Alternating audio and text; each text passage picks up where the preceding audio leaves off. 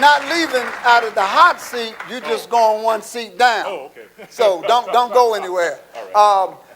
This next brother that I'm bringing up, he is one of our presenters in the morning. He's the first one in the morning. He is from the Kingdom of Kings, This brother, oh my goodness. My brother. Have a seat, man. Have a seat. You're going to be here for a while. Oh, my God. Let me tell you, this brother here, pronounce your name the way it's supposed to be pronounced. And let everybody know a little bit about you before I share some good information about you. There you go. Shalom, everybody. Shalom. My name is Akwetey Amaah. The name Akwetey tells you that I'm a twin. And I'm the first of the twin. I'm originally from Accra, Ghana, but I'm based in Las Vegas now. I'm the founder of Kingdom of Kings Academy Worldwide. It's a place of biblical study where we look at the text of the Bible from its original Hebraic perspective, looking at it from the ancient Hebraic culture. So that's a little bit about myself, Bishop. Thank you, because we're gonna go deep with this brother here.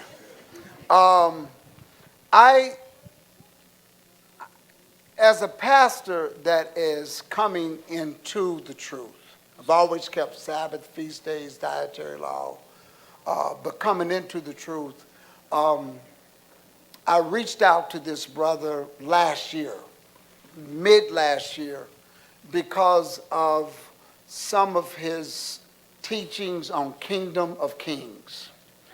Excellent teacher. Thank you. Excellent debater. He's actually has debated Rabbi Harry Rosenberg. Has anybody heard that? Come on, we gotta do better than that. You talking about a Hebrew apologetic that sent a rabbi back home to Tel Aviv? Brother. Yes, sir. I was so proud of hearing that debate. If y'all haven't heard that debate, go just put in YouTube Akwetey Basil Amaah, A-M-A-A-H. Correct. And Rabbi Harry Rosenberg. I refer to him as a doctor.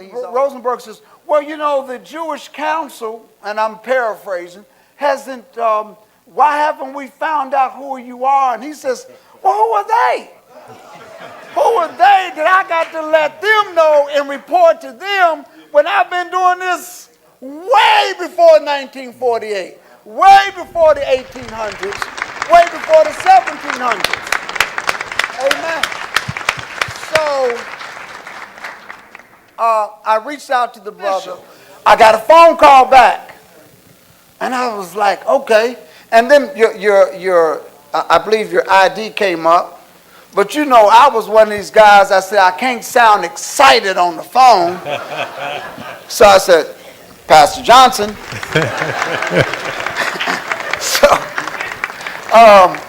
But in essence, but that's what type of people we have that's very humble with the work that they do. So we started to talk. And let me tell you why I reached out to you. Let me go back to that discussion. You all look up Kingdom of Kings. And let me tell you, he's a great speaker and a teacher. If you're not here early, you see how the seats are now? Every seat, you won't get a seat. Okay, so I'm just letting y'all know that. So I called up Dr. Amaah because I saw on YouTube, and listen, I told y'all earlier I speak English. So if I say Jesus, God, it's because that's what my Bible says, right? That's me. But we know. But anyway, I saw two Hebrew camps arguing with each other about the name. You're not saying it right. No, you're not saying it right. Well, you know what? You lost because you're not saying the name right. And they were going, Yahweh Shai, no, it's Yahweh Shu, it's Yahweh She, no, it's Yahweh Hu. And we were actually arguing, and these guys were about ready to fist fight on YouTube. That thing bothered me to see Hebrews doing that, and I know that if we're doing anything, we probably getting it from a little Yiddish mixed in. So when I found out, and I did my background search on this brother, he knows Paleo Hebrew. That's ancient Hebrew. They call it Paleo, just mean ancient. So I called him up and I said, man, please. I just want to know. He said, they all are wrong. I said, huh? They all are wrong. They're trying to put vowels in, and it's okay. I respect people trying to do Hebrew, but I will use the word trying because you don't know it. We in America, and we trying to read it and do it. If you think you got it, keep doing what you're doing. But I'm telling you, most of the part, we off. But anyway, I appreciate those that are trying to do Hebrew, learn Hebrew, because the importance of knowing Hebrew is that you get to look at the root word. So I want to say this about Hebrew. You get to look at the root word before it was got to its translations, because you will find some in-depth meanings of the word. And that's what I respect about Hebrew. But what I did not like was to see other Hebrews arguing with each other, discounting each other, because we don't say something in a proper dialect like somebody else was. And the first thing that came to my mind was that letter called Willie Lynch. Anybody heard the Willie Lynch letter? Separate them by dialects, color of skin, male from female, old from young, separate them. And when I saw that, I said, we just ain't got it yet. We still don't have it, right? And so when I saw that, that hurt me. I said, it just, when you read that particular letter, the Willie Lynch letter, and separate them, and it will continue to work for the next 200-300 years, and you don't have to do nothing. And I'm watching Hebrews coming to the truth, but we're arguing over a name. So when I came across this brother, I said, you know what? He's from Africa. He teaches not only in our groups, but he's gone to other groups. And he does a lot of great teaching. And he's an author. He's a writer. And I said, let me ask him, because he was the second person that I asked. You know, the Bible says, let every fact be established by 2 or 3 witnesses. So I got it from another source. I said, you know what? Let me ask and see if he's going to tell me the same thing. He said, they're all around. And so I felt a lot better, because Isaiah 28 made a lot more sense to me with stammering lips and other tongues where I speak to my people, because we've been scattered. So let me just ask you, what is the correct name? Okay, so to answer that question, we need proof. We need evidence. When you take the Hebrew scripts, they are all consonants. You don't have vowels. So you take what we call the tetragrammaton, the Yud, He, Vav, He, Y, H, V, H. You cannot pronounce that without vowels. So now the question that we ask is, where do you get the vowels? If you say it's Yehovah, Yahweh, however you pronounce it, show us how you came about the vowels. Okay. In modern Hebrew, they have their dots, the nekuds. You put a dot here, and And they will argue that it goes all the way to Sinai, which we know it's false. When you come to a tribe in West Africa, they're called the Eves. Specifically, the Anglon tribe. Anglon, their full name is Anglogan, meaning big scribes. So when you come to West Africa and you say, I'm looking for the Levites, they're going to take you to the Anglon people. When you go to their shrine, it's called the Fiashidi Shrine, you would see all the pictographs that we believe Moshe used in writing the Torah. They still use those symbols in their shrine. Okay. In modern Hebrew, you have an Aleph as an A. Now ask anyone, where did you get the name Aleph from? And they'll tell you it's tradition passed down. That is not accurate. Because these are pictures, these are pictographs. When you take the first pictograph, most people say it's an ox. If you look at it carefully, you will see that is the head of a sheep, not an ox. In the ancient Ewe tongue, sheep is Aleh. That is where they got the Aleph from. Okay. Now you have an Aleh or Aleph. Where do you get the vowel to be able to pronounce it? So knowing the name of the pictograph is key because the last syllable of the name gives you the vowel. If you get the name wrong, your vowel is going to be wrong. So now you have, in modern Hebrew, Yud. No, let me back up. So, you see the head of a sheep. Ale is sheep. Aleta is the head of the sheep. The last syllable is the A, the A sound. That is how we know that that is an A. Okay. In modern Hebrew, you have a bait. Usually it's a bait or a vait, depending on where it shows up in the word. In the ancient Hebrew is bavo. That is where they get the B or the V from because the name itself is bavo. Okay. The last syllable gives you the vowel. So now you take the name, the tetragrammaton, in modern Hebrew is Yud, He, Vav, He. If I'm speaking it in the ancient tongue, is Yashi, He, He, Ve, He, He. So if I write it out, taking the last syllable of the word, I get Y, the syllable in the vowel is going to be an E. And then you have the H, you have an E, you have the V. Okay. I've messed the spelling, but you get what I'm saying? Yes. Okay. So when you put in the vowels, the name becomes Yeve. Yeve. That V is not a V. It's a V, but it has a little twist on top of it. You know how the German says William? Like, they cannot say the W. It's actually a V sound. Yeah. William. That's the same alphabet there. It's a V. So, when we look at the tetragrammaton and we plug in the vowels by how we get the vowels, it becomes Yeve.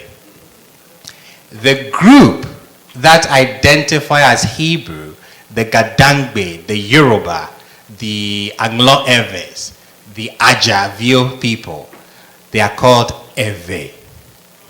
So the deity people is are called that. Yes, the deity is Yeve. Okay.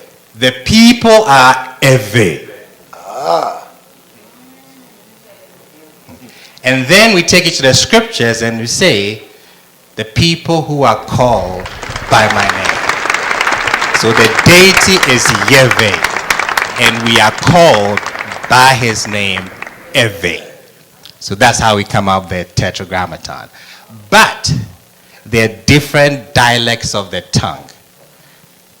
I from the Gadangbe will pronounce it differently. based on a different dialect, and that's another topic of discussion. Wow. Do y'all see why I call him Dr. Amaah?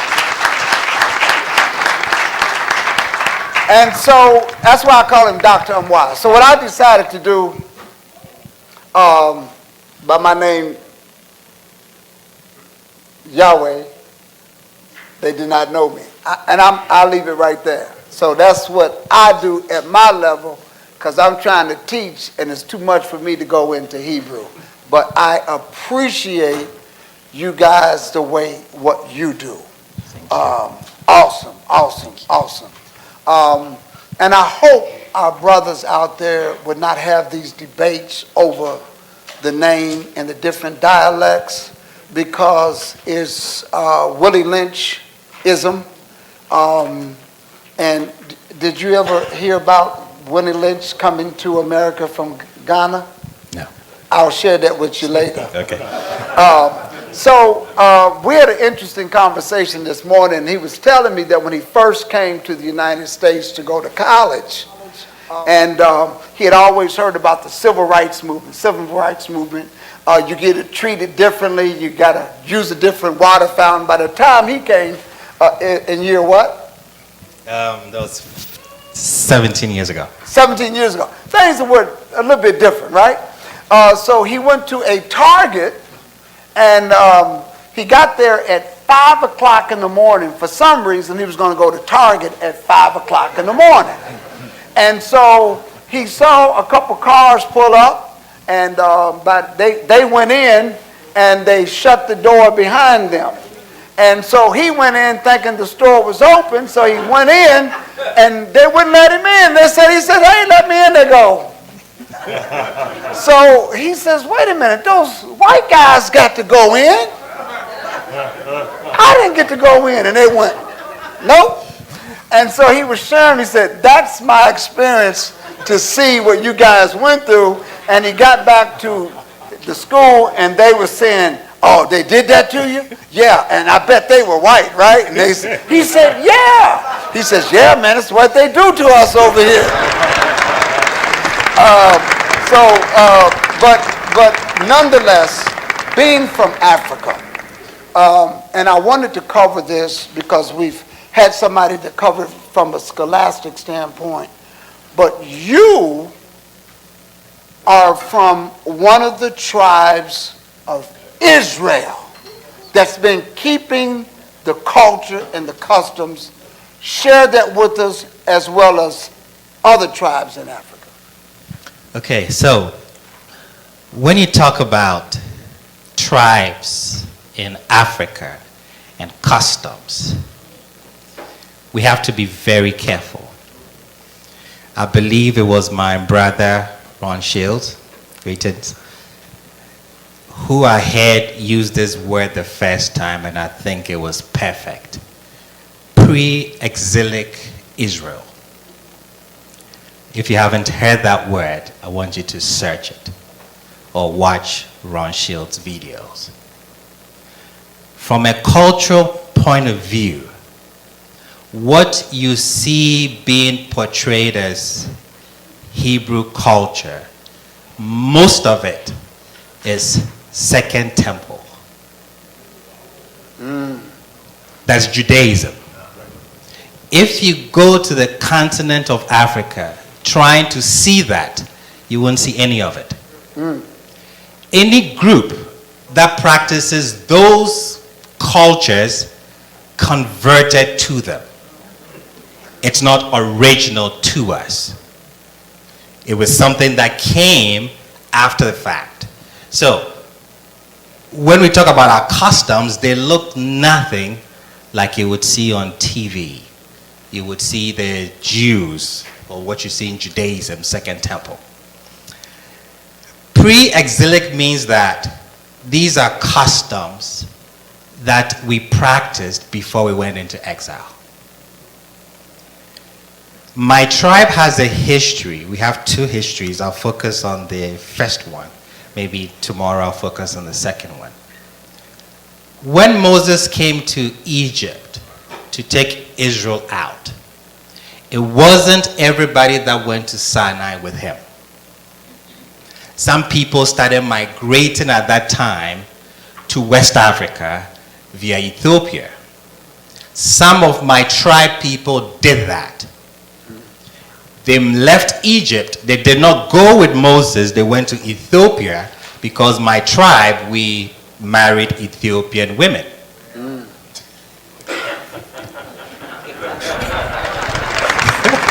Somebody say, Nothing wrong with that, bro.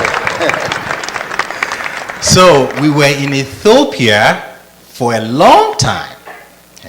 Tomorrow I'll show you a picture of the, I don't know how many greats, but great-great-great-great-granddaughter of the Queen of Sheba that you read in your Bible, make a trip to the chiefs of my tribe looking for her lost siblings. Because they know that history that the Gadites, we from the tribe of Gad, we were there for a while. So we left Egypt. That group that did not go to Sinai with Moshe left Egypt and went to Ethiopia. They stayed there for a while. They left Ethiopia. I'll give you a brief migration route. They left Ethiopia and came to a place called Baal el-Ghazar. At Baal el-Ghazar, they didn't have, the land was muddy, so they couldn't really grow crops. They couldn't get clean drinking water.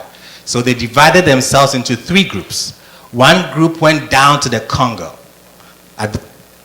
Today, we have Hebrews living in the Congo. That group that went down there still remains today. wow. Another group went to the edge of the Sahara. That group went missing to us. We've traced them to South Africa. So they're in South Africa today. The main group that was left traveled to Lake Chad. They stayed there for about 70 years. Then they managed to cross this river called Benue to modern day Nigeria. It wasn't called Nigeria then. It was called Angoni, because the people that we met there, that was their name. So we crossed the Benue River to a place called Ogbomosho. From Ogbomosho, we divide ourselves into 3 groups. Anywhere that we get to, we give ourselves names so that we would remember where we stopped. So from Ogbomosho, we divide ourselves into 3. One went to Ile-Ife. Not too long ago, the king of Ile-Ife actually also made a trip to the chiefs of my tribe, saying that some time back, when you guys were migrating, you stopped here, we gave you food, we gave you water, we clothed you. You said you were leaving to go find land of your own. Now we've come to see whether our brothers have made it and they are settled. Wow. So we've kept that history, we've kept that connection, and those will be the Yoruba people. Okay. So you have the group that went to Angoni. They gave themselves Ga, Mashi, meaning that the Gadites will leave. We're telling our host we're not going to settle forever. We're going to leave. And then the other group, they took the name Ga Wo, meaning that we are the Gadites. So from that time, we knew who we were. And till date, we have 7 main clans because God, our patriarch, actually had 7 sons. So we've kept those 7 houses intact till today. So when we look at this history, I mean, it goes all the way back. I grew up hearing my grandmother sweep the compound, singing songs that talked about our migration routes, singing songs that talked about how the Assyrians came in and kicked us out as a kid. And these are people who will say they're not educated, but they kept the history somehow in songs. Okay. And we grew up singing the songs without paying attention to the lyrics. Now you sit back and you listen to the lyrics, you're like, wait a second. Everything is in the songs. Wow. So it was fascinating to grow up celebrating the Passover. Grow up doing Sukkot. We don't call it Sukkot. We don't call it Passover. No, but we kept these feasts. I remember when during the Passover, we'll kill the animal, we'll take the blood and put it on the doorpost. At night, there is a gunshot. Nobody goes out. Why? Because we say the angel of death is coming. Wow. And everybody in the community honors it. Wow. Okay. Everybody. Everybody. Okay. It goes to the extent. So before what we call the Homowo, let me explain that. The Homowo festival is to commemorate our journey from Israel coming to West Africa. During that migration, we were met with a lot of hunger. There was no food. And if the Most High hadn't come through, we would have been wiped out. But he did come through for us. So what we do is yearly, we remember that event. So we came to call the event Homowo, meaning that we are hooting, we are making fun, we are mocking hunger. We are mocking what happened to us. So that is in commemoration of that event. But there was a feast that we celebrated called Yehovah. When you translate it, it means Passover. That is when we put the blood on the doorpost. That is when we stay indoors. That is when you go to your ancestral house where the family. So even though we have tribes, we have families within the tribes. So the families will sit that night at their Passover table and will have to resolve any disputes. We have to make sure that going into this year, we are on one accord. So everybody goes to the family house, and then there is, we don't bath in a mikvah, but we have a basin of water that you actually wash yourself with. It's the same thing, but we don't have to make a trip to the river to do that. Then there is pouring of libation. Brother Ron did a video on that. We still perform casting lots, pouring of libation is still done today. Wow. It's not gone anywhere. If you ask the Jews to explain it, they have no clue. You mean they don't know? No. You talking about the guys in Tel Aviv, Jerusalem, Israel? They don't know what that means. No. See, I'm not surprised because when somebody steals your wallet, they know some of your information, right? They may know your date of birth. They may know this, but you ask them, what's your mother's maiden name? I don't know.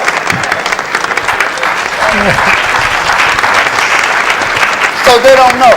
They don't know. Yes. So what they're doing now is you see an influx of them coming to West Africa, actually now studying these customs. Wow. Yes. Now they're bringing so much money in there to build synagogues. And what you have now is a bunch of people studying Talmud and Judaism. And you know, when I was watching Brother Benea's film, and he only shows you pages of the books where they are specifically saying black Jew, swarthy. You break it down wonderfully. But I took the time to go back and read some of those pages. And in those pages, they talked about travelers coming to speak with the black Jews, and the writer of the book, writing to the king, says, well, I don't know why they wanted these scrolls that they had. It was a bunch of gibberish written on it. It was Hebrew. So these guys were coming over, even during the Spanish Inquisition, trying to get information, trying to learn the culture, trying to learn the religion, because one thing this whole world knows, there's only one great I am. I don't know however we pronounce it. I know I am that I am. I know that. And in fact, there's another name we talked about, the God of thunder, because what was, how you say that? Is it Yahweh? Yes. Yeah. Because everybody says the God of thunder, because of the thunder and lightning that happening on the mount. Correct. And so, but the great I am, I don't care where people are, they know who the true and living I am is, right? And when you know it, if you can replace yourself with the history of the people by going in there, shipping them off, selling them, kicking them to the side, mixing them in, putting them against each other, and take their identity. I've never seen that mastered so well. So the tradition is keeping on today. Yes, definitely. And you see, it's so natural. We will not even call them Hebrew customs. Okay. We just call them customs. Customs, okay. Because it's just part of what the you community, do. yes. Wow. It's just a way of life. So it was actually a culture shock for me when I came to the States. Okay. And I did not know how much people wanted to know this information. Mm-hmm. It's like you have something, you know something that you don't put any value. Wow. Because that's what you do every day. That's just part of life. Just part of life. Wow. And then you get a wake-up call when the next person will take money out of their pocket to pay you so you can just tell them that information. Wow. So it was a shock. It was a shock. The first video I did, honestly, I was just playing around. Wow. Not serious, just playing around. Yeah. And it just went viral. I was like, huh? The very first video. It's like, wow. I get called for interviews. I'm like, because of that?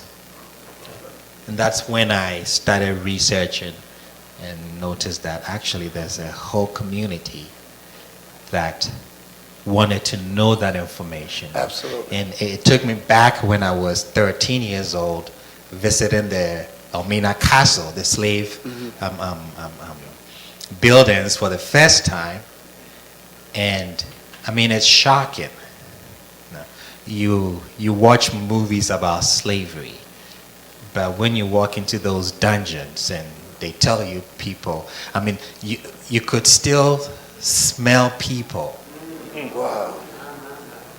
When you take a coin and you scrape the floor, you actually may be picking up an ancestor. Wow. Wow. That is how impacting it was. So my knowledge of slavery ended there. You could stand there and you could see the Atlantic, and they'd say, this is what happened. They took them and they went. Okay, wow. That's it.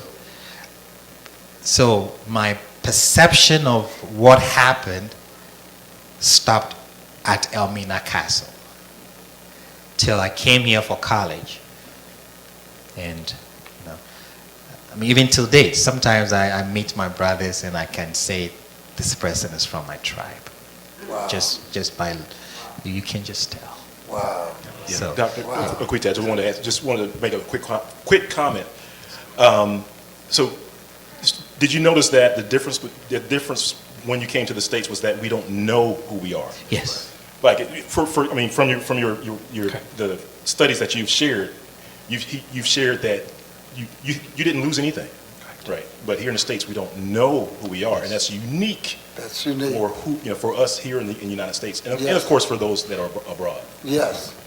We don't know. We don't know. We just don't know. And what made it so bad? You can look on YouTube's and some of the camps, because we don't know. And let me say this about camps. I don't down camps because I appreciate people who do street ministry, trying to wake these young brothers up, getting them off the street, getting them in. So my hand is to these guys. I don't agree with some of the hatred tactics. And what bothered me one day was I saw a group, YouTube. It's mostly the ones on YouTube because a lot of people, when you don't know, you make some mistakes. And they would say, where you from, brother? Well, I'm from Africa. Oh, you ham. You put us on the ship. And the guy says, no, I'm from the Igbo tribe. I don't care what tribe you're from. You're ham. And I'm saying, this guy don't even know who the Igbo tribe is. And he says, no, read. So that really, I just wish, I hope, I know this show's going to go viral because anything dealing with these brothers here, it's going to get out there. But please, brothers, please, wake up and let's stop the madness. We really do. Can I get a hand clap for that? We need to stop the madness.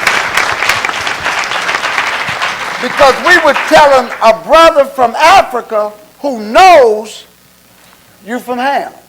And we're going to cover that in a minute. How many other tribes, how many other tribes that you know that have connections?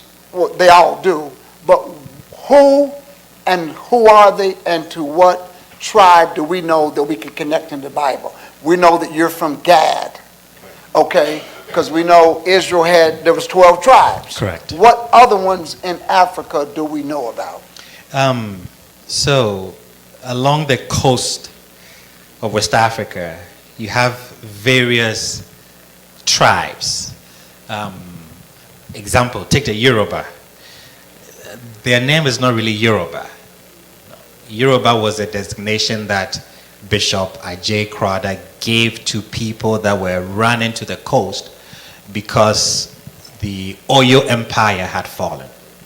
So imagine that this room is full of, let's say, 24 tribes, 24 Hebrew tribes. And you went by the name, or you went by, let's say, the Aja people. You have Ajavio, you have the Ijebu. You had, even though you were Hebrew tribes, you were different. Then your stronghold, which was the old Oyo Empire, gets conquered, and you run down to the coast. And then you run into Ron Shields. And Ron Shields is trying to solve the problem. So he takes all tribes, put them together, and puts a designation on all of them as Yoruba. The moment that is done, you've wiped away their history. Wow. And that is what's happened on the coast of West Africa. Many tribes, though they're Hebrews, have no clue about it because the name was changed. Wow. Same thing that happened on the ships. When you change somebody's name, you're not just changing a title that they call themselves. You're taking the culture, the customs, the language. I mean, you're stripping them naked.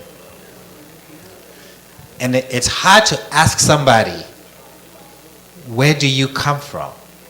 And the answer is, I don't know. Wow. To me, it's impossible to get that answer. But it was impossible when I had not come to the United States. I mean, it's mind-boggling. What do you mean you don't know? I mean, you came from somewhere. But the history shows us that the moment you leave, I mean, everything is dropped. Okay? So there are a lot of tribes that are actually Hebrews. Wow. Most of them converted to Islam during that the Arab slave trade. Okay. Okay. Because that is how you would survive. You would see Africans with marks on their faces. Usually when they came in, they're women. Usually women will have marks on their faces. If you had those marks, you were not attractive, so they would not take you. So you have parents putting marks on the faces of children just so that they would not be taken as slaves. So this was going on way before the transatlantic slave trade. And what also happened was, Moshe tells us something when we're leaving Egypt that we usually don't pay attention to. It's mind-boggling to read the text, and he's saying that when we're leaving Egypt, he says, don't harm the stranger. Be nice to the stranger. The reason is because he may be a stranger to me because I just met him today. But maybe if I trace his root back, he's actually my brother. Okay. Wow. During our migration route, we did not migrate at the same time. You have a big group, and then let's say 100 people will say, okay, we're going to move further to get some land. So they migrate, and they're gone for 100 years. 100 years later, a group from that same big group also decides to migrate. During their migration, they meet the first group that migrated, but it's been 100 years. Now they encounter them, they don't like them, there are civil wars, they take slaves, they find themselves in the ship. Wow. So what you have is brothers selling each other to slavery. Wow. Because we did not know. Okay. So when we hear the Africans sold us into slavery, Hamites sold us into slavery, yes, there may be a truth to that, but the truth that people don't discuss is the Hebrews also selling themselves into slavery.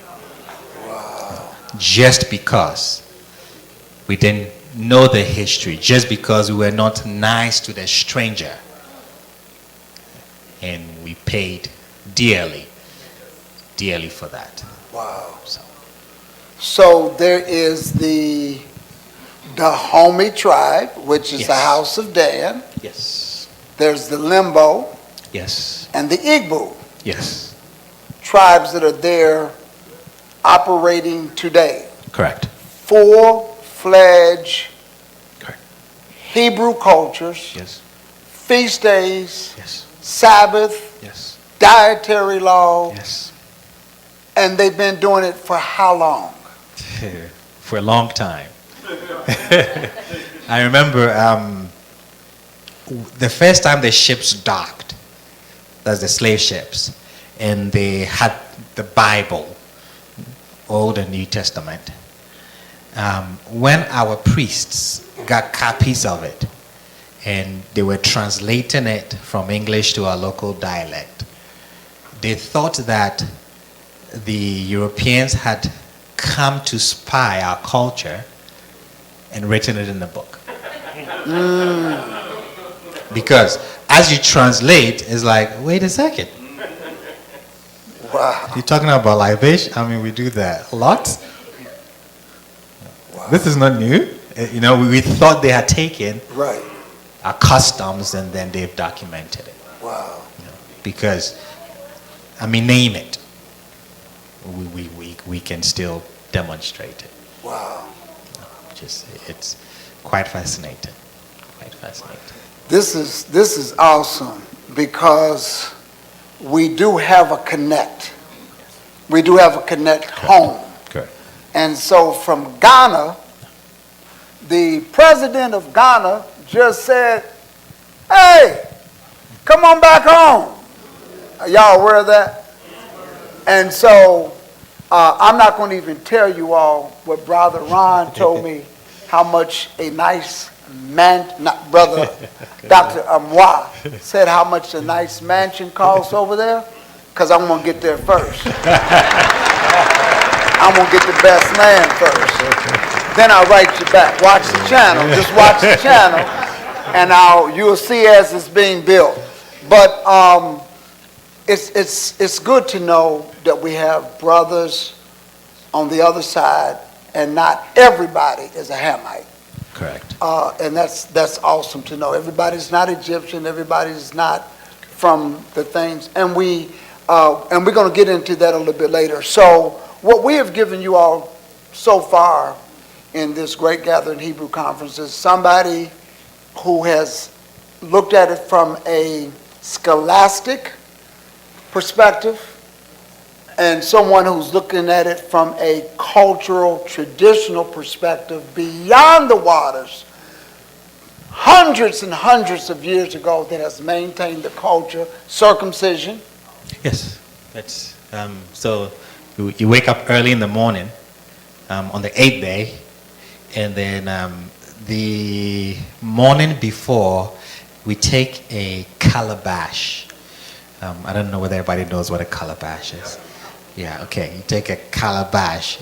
You get it from the gourd plant.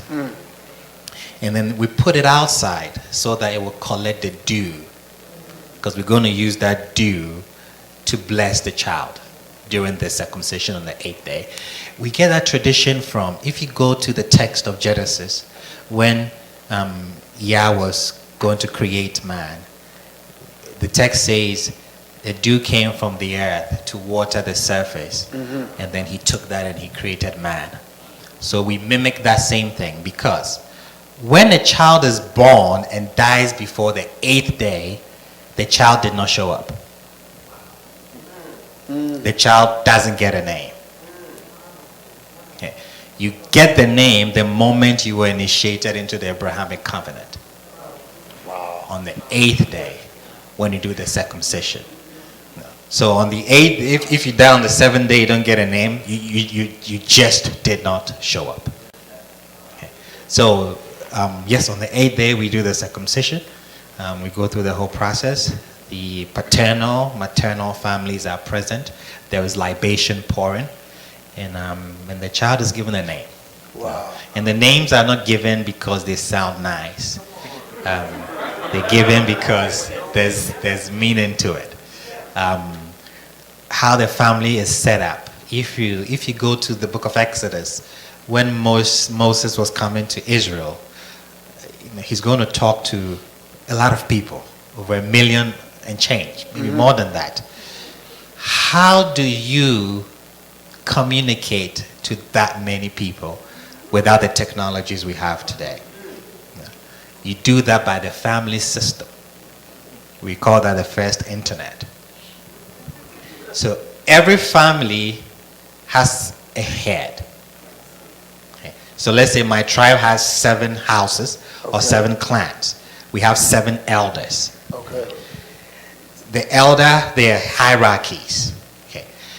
If you want to get a message to me, all you have to do is get the message to the elder of my tribe. Okay. And that message will just spread like wildfire. Wow. And it will get to me. So all you have to do is assemble the elders, give them the information, and then it goes. And then it goes throughout each tribe. Yes, throughout. That's when the date of the Passover is picked by the priest. That is how the information is dispersed. So we all get to hear it. And that is what the same system that they had in ancient Israel. You have the clan, you have the tribe, the clan, the family, the house, and then the individual. Wow. So that's how we do the names. If, God forbid, I should drop dead right now, and you take my wallet, and you look up my name, Akwetey Amaah, all you need to find is the last name. Amaah. With that last name, they will bring my dead body to the doorstep of my house. Wow. It's like your postal address. The last. Just the last name. They just have to find, okay, he belongs to the Amaah, meaning that the father of the Amaahs, he belongs to that household. So they would take the ID card to the elder will find out, okay, whose son is this, to check, and my dad will say, that is our boy. Wow. So that is how the name is. Every name has a meaning. So the Akwetey, like I said when I introduced myself, anybody who meets me and I say I'm Akwetey, the first question they ask is, where's your twin brother? Okay.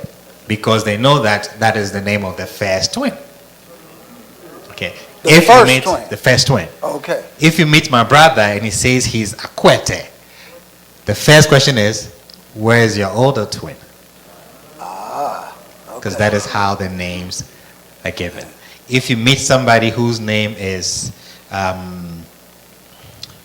Antobam, I believe, it tells you that, I'm mistaken, I've forgotten, but it would tell you that during childbirth, the mother passed. So we have names for that. We have names for Levirate marriages. I don't know whether you know what Yibo in the text. So this is still practiced. The Jews don't do this. We still do it.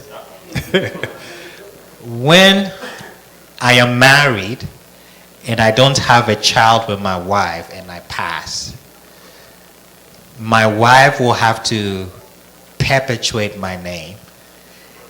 She would have to, my brother would have to marry my wife, and then they're going to have a child, and that child will stand up in my stead.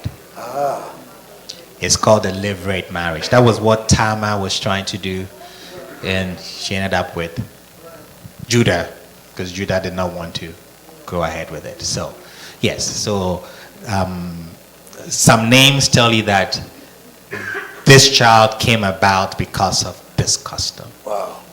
So. And that still is the custom and practice.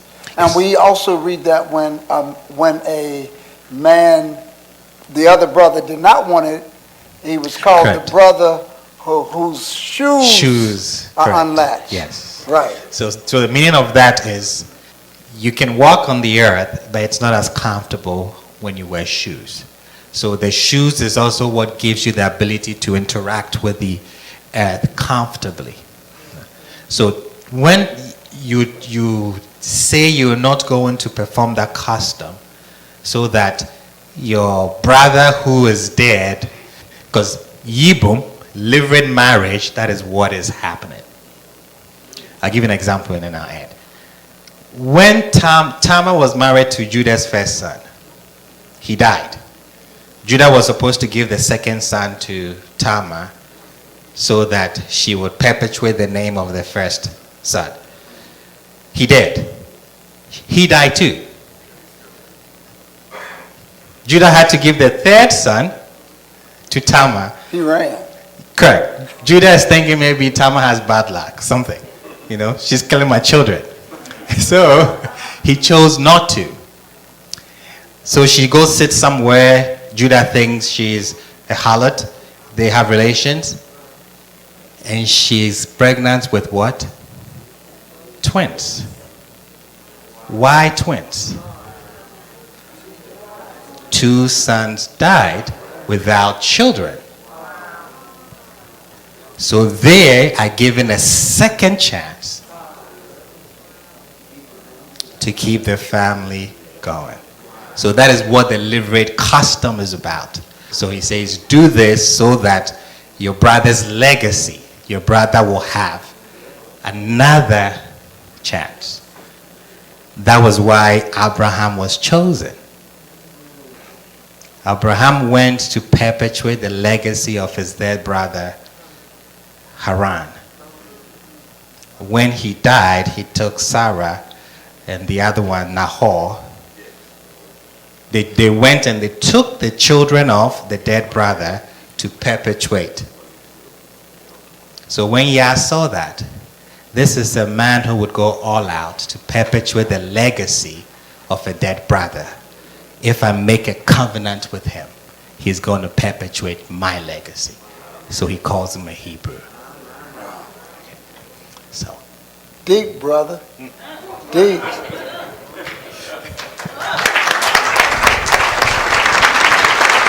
Now this ain't the same spirit when we all become the godly spirit on the 8th day. That's a whole different subject. But when we become in that resurrection, to become like him, I hope that we're getting something tonight that we are building on learning who we are so we can return back to the Most High as a people, to get back to the practices and the customs that we've been doing. You got 2 books out. You got 4 books. You brought 2 with you. Which are the names? 3. So my goal is to write a commentary on the whole Bible. It's going to take a while. All right. So what we are doing is, I think we write 3 books a year. We did Ruth. When you say we, you write 3 books a year. I don't say me, because I put my thoughts on paper. Okay. And I think the editors do the hard job. I got you. I got you. To edit it and still keep the idea on paper. So we a group. I'll say we're a group. Yes. So we did Esther. We did Ruth. We're doing 1 Samuel. We did Jonah. Mm-hmm. So this year we're doing Samuel and then the book of Ecclesiastes. Okay. And then we'll do 2 Samuel and 1 and 2 Chronicles next year.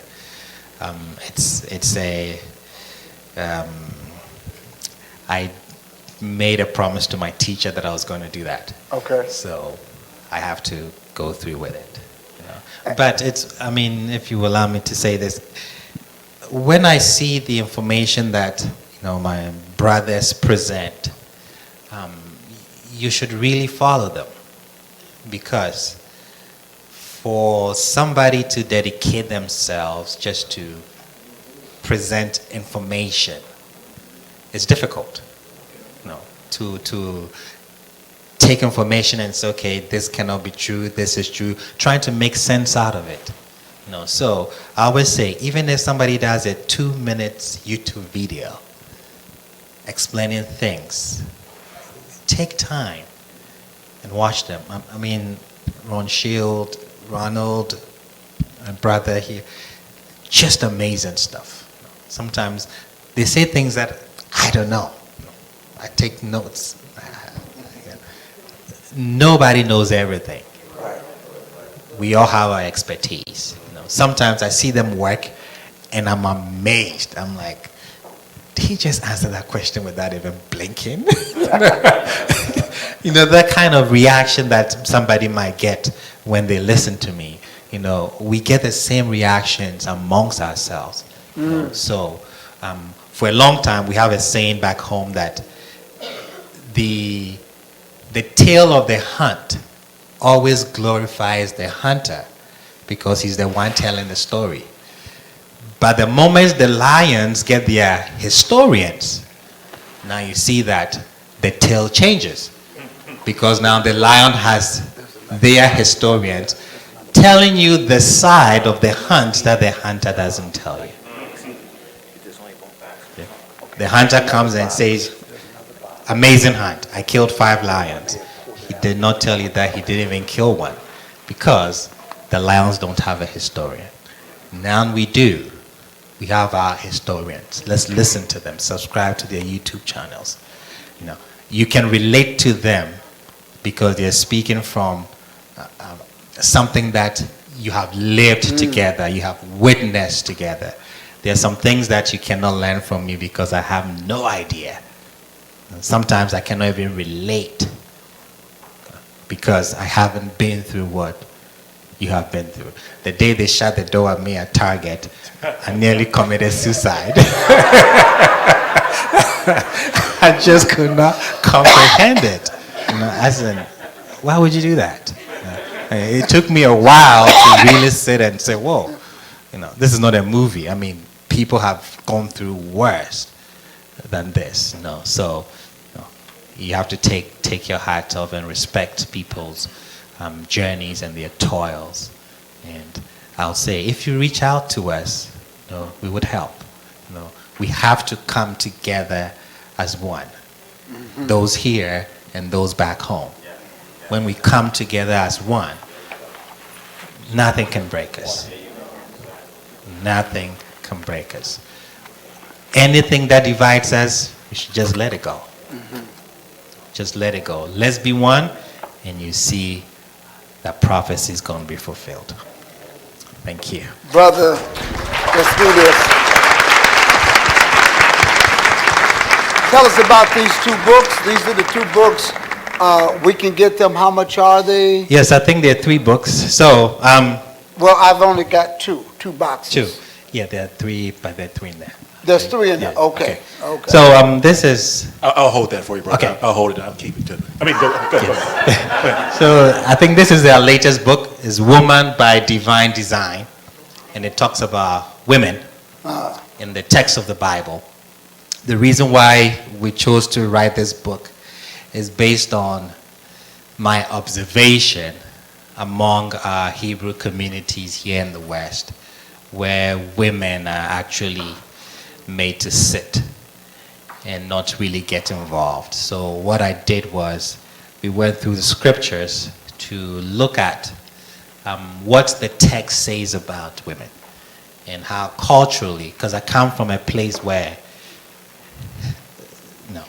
if the wife doesn't sign off, it's not going to happen. So That's my house. we have, like in this book, I explain authority and power. What is the difference? When Sarah wanted Hagar out of the house, she was bold and said, she's gone. She didn't ask permission. She just said, send her out. That is shocking. I think maybe today we'll say, woman, keep quiet. I'm in charge. No. Abraham hesitated. That night, Yah comes and tells him, everything your wife says, listen to her. Yeah. Because if he hadn't listened, he was going to break that covenant, because Ishmael was having an influence, was going to have an influence on Isaac. So he didn't say just today. He says everything that she says, listen to her. Okay. So we want to come back to the Torah and see how the Torah looks at men and women. And there is a verse there that the Hebrew experts here would agree. When you read, we read it so casually. It says, Lotos Heos Adam Labado. It is not good that man is alone. Usually we read it, it is not good for. There's a difference. For and that. If you read it for, it means that the woman was created to do something for the man. The text doesn't say that. It doesn't say lotos leos. It says lotos heos. It is not good that.